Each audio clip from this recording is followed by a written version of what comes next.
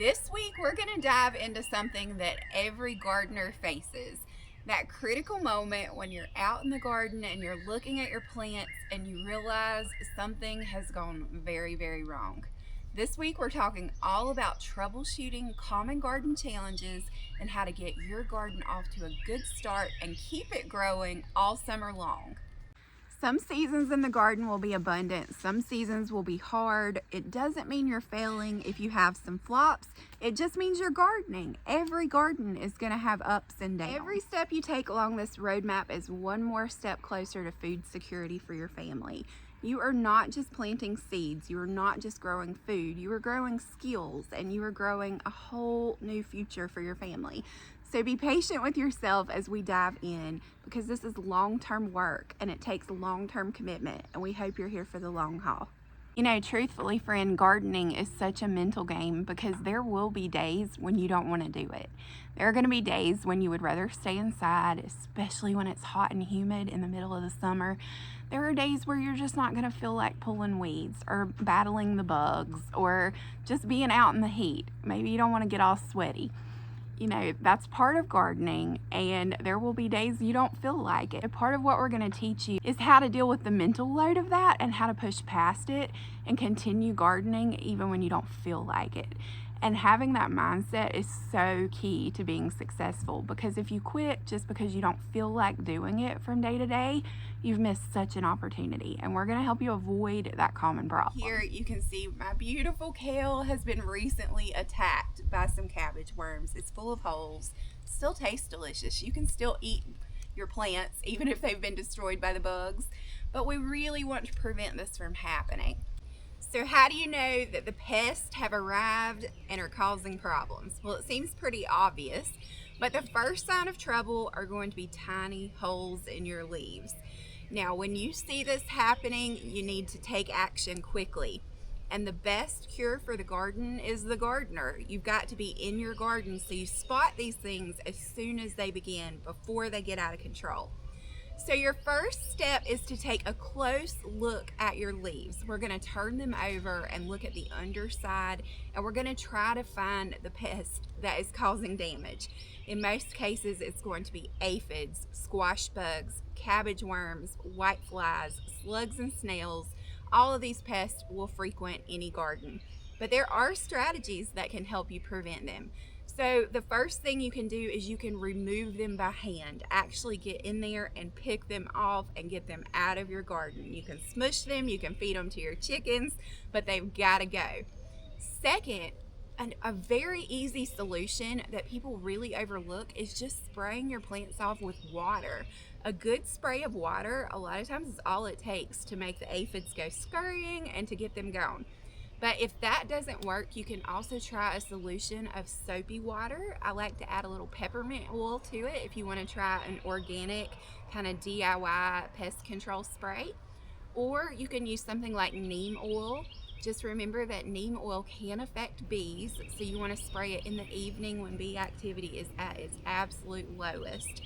But those are some solutions that can help you mitigate the situation before it gets out of control. Now let's talk a little bit about disease, because it can be another huge issue in the garden, especially if you live in a climate that is super hot and humid like I do here in North Carolina. So disease can be lots of different things, but one of the most common places that you will see it will be on like your squash leaves. You might see a powdery mildew, sort of like a white fuzzy looking fungus growing. It's super common, and it will happen when it gets super humid in the summer. So how do you combat it? Well, there's a few natural things you can try. You can do a spray of water and baking soda. You can spray your plants with a solution of water and milk. Milk can actually really help with powdery mildew. Or you can use a copper fungicide to really knock the problem out before it gets bad. So there are solutions, but the thing with any kind of disease in the garden is you have to deal with it quickly, because disease can spread. Just like human disease can spread person to person, garden plant diseases can spread plant to plant. So if you have a plant that just gets completely overrun, sometimes you have to make the difficult decision to rip it out. Last year, we planted some tomato plants, and We had about 80 plants in the garden.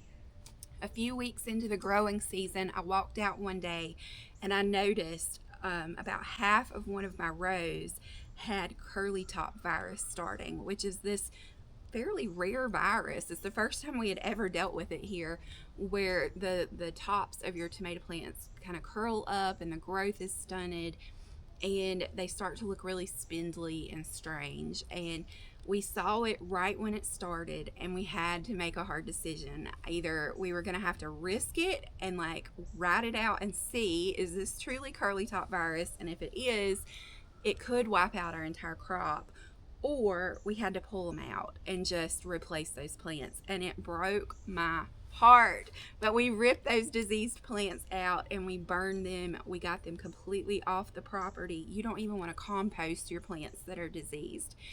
And looking back, I'm glad I did that, because we were able early in the season to replace those plants with good, healthy starts. And we saved our tomato harvest. We enjoyed plenty of tomatoes, whereas that disease very easily could have cost us our entire crop if I had waited.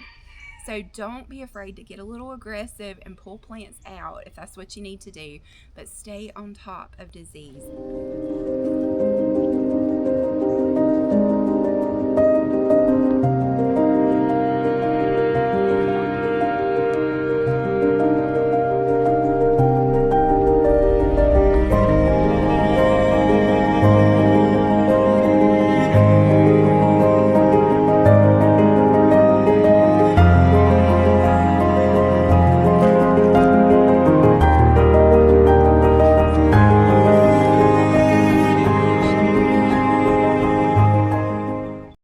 So prevention really is the key with pest control. If you wait until you see a problem, sometimes you're almost too late to catch up to it. So you guys already know my number one tip for preventing pests is companion planting. And by adding things like marigolds and nasturtiums and sage and rosemary all over your garden, you can dramatically reduce the amount of pests that you will see, and these plants will introduce good bugs to help chase away the bad bugs. Fun fact, one ladybug can eat 5,000 aphids in its lifetime. So if you're suddenly seeing aphids, instead of worrying about spraying something, you could plant dill, because ladybugs love dill. So put some dill in around the area you're having aphid trouble, and that will draw ladybugs. The ladybugs will wipe out the aphids, and you didn't have to spray anything at all. So keep in mind that you can use companion planting to your advantage to deal with those pests too. Your soil is a lot like your garden's immune system. So if you are seeing repeated problems with pests and diseases over and over and over, there's a good chance you could have something going on with your soil. Just like if you were to get sick repeatedly and you keep going to your doctor with strep throat and ear infections and sinus infections, if you do this long enough and often enough, your doctor is going to start to question, hey, like, is there something bigger going on? Is there a systemic issue? The same can be true in your garden. If you are having these things happen over and over, the soil is the immune system of your garden, and you may have something that's off. It could be a problem with the pH, you could be deficient in a mineral, but healthy soil is not going to attract pests and diseases like unhealthy soil would. So take care of your soil and make sure that you are always testing it year after year to keep a good beat on what's happening below the surface. So how do you know if your soil is really healthy? Well, you're going to be able to tell from a few signs. Number one, if you're seeing a ton of pests and diseases, that's a good sign things are off. If your plants are stunted, or you're having, some yellowing of your leaves, or they're dropping leaves. But the way to know for sure is to do a soil test. Keep your hands in the dirt, keep showing up in the sunshine every day, and keep gardening. And we'll see you next week.